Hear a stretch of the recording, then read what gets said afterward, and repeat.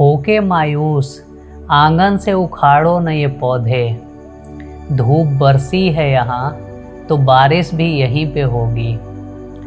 दोस्तों, कई बार हम अपनी कमजोरियों से इतना दुखी और परेशान हो जाते हैं कि हम कुछ और देख ही नहीं पाते। हम बस उन कमजोरियों को दूर करना चाहते हैं, डिलीट करना चाहते हैं।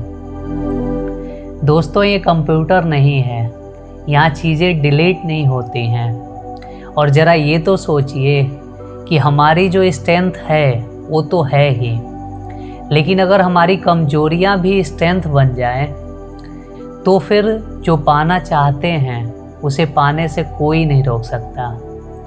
जी हाँ दोस्तों, अगर हम अपनी कमजोरी को अच्छे से जान पाए तो हम उसे भी अपनी सबसे बड़ी ताकत बना सकते हैं और फिर हमें सफल होने से कोई नहीं रोक सकता।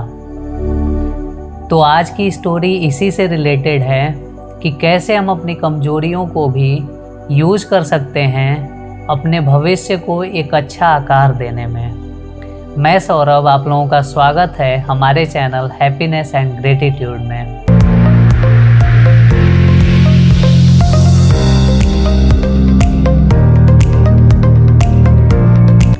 बहुत समय पहले की बात है, किसी गांव में एक किसान रहता था।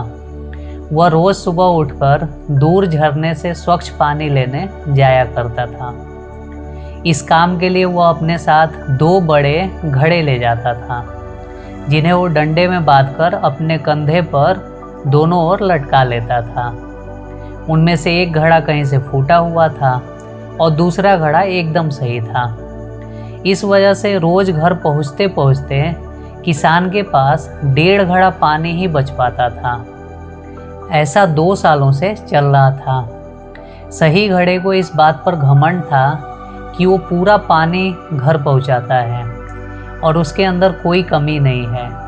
वहीं दूसरी तरफ फूटा घड़ा इस बात से शर्मिंदा रहता था कि वो आधा पानी ही घर तक पहुंचा पाता है और किसान की मेहनत बेकार चली जाती है।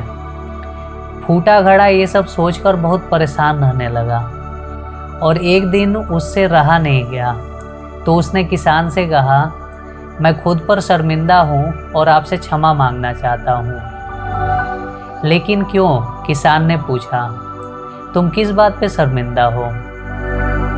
इस पे फूटे घड़े ने दुखी होते हुए कहा, शायद आप नहीं जानते, पर मैं एक जगह से फूटा हुआ हूँ और पिछले 2 सालों से मुझे जितना पानी घर पहुँचाना चाहिए था बस उसका आधा ही पहुँचा पाया हूँ। मेरे अंदर ये बहुत बड़ी कमी है और इस वजह से आपकी मेहनत बर्बाद होती रहती है। किसान को घड़े की बात सुनकर थोड़ा दुख हुआ और वह बोला, कोई बात नहीं, मैं चाहता हूँ कि आज लौटते वक्त तुम रास्ते में पड़ने वाले सुंदर फूलों को देखो। घड़े ने वैसा ही किया। वह रास्ते भर सुंदर फूलों को देखता आया। ऐसा करने से उसकी उदासी कुछ दूर हुई। घर पहुँचते पहुँचते फिर उसके अंदर से आधा पानी गिर चुका था। वो फिर से मायूस हो गया और किसान से क्षमा मांगने लगा। किसान बोला, शायद तुमने ध्यान नहीं दिया, पूरे रास्ते में जितने भी फूल थे वो बस तुम्हारी तरफ ही थे, सही घड़े की तरफ एक भी फूल नहीं था। और ऐसा इसलिए क्योंकि मैं हमेशा से तुम्हारे अंदर की कमी जानता था और मैंने उसका लाभ उठाया। मैंने तुम्हारे तरफ वाले रास्ते पर रंग बिरंगे फूलों के बीज बो दिए थे। तुम रोज़ थोड़ा थोड़ा करके उन्हें सींचते रहे और पूरे रास्ते को इतना खूबसूरत बना दिया।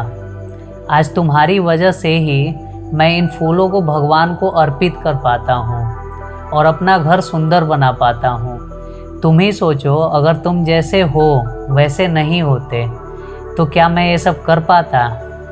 दोस्तों, हम सभी के अंदर कोई ना कोई कमी होती है, पर हमें अच्छाइयों पर ध्यान देना चाहिए और वो रास्ते ढूंढने चाहिए जिससे अपनी कमजोरियों को भी हम यूज कर पाएँ। उस किसान की तरह हमें भी अपनी कमजोरी यानी फूटे घड़े की तरफ फूल लगाने चाहिए, जिससे कि अपनी कमजोरी को भी हम अपनी स्ट्रेंथ बना दें और जब हम ऐसा करेंगे तब फूटा घड़ा अच्छे घड़े से भी मूल्यवान हो जाएगा। दोस्तों, अमिताभ बच्चन को किसी समय ऑल इंडिया रेडियो में ये कहकर जॉब नहीं दिया गया कि उनकी आवाज़ ठीक नहीं है, और वही अमिताभ बच्चन आज पूरे बॉलीवुड में अपनी आवाज़ और पर्सनालिटी के लिए जाने जाते हैं। मिक्की माउस और डोनाल्ड डक, ये सारे कार्टून हम सब ने बचपन में देखे हैं। दोस्तों, ये सब कार्टून कैरेक्टर्स बनाने वाले वॉल्ट डिज्नी को कभी ये बोलकर एक न्यूज़पेपर कंपनी से निकाल दिया गया कि वो क्रिएटिव नहीं है, और देखिए उन्होंने अपनी क्रिएटिविटी के दम पे कितने फेमस कार्टून बनाए। दोस्तों, कमजोरियों को ताकत बना के अपने को ऊपर उठाना ही असली ताकत है। इसी ब्यूटीफुल थॉट के साथ आज की स्टोरी यहीं समाप्त करते हैं। मिलते हैं नेक्स्ट वीडियो में नई स्टोरी और नई एनर्जी के साथ।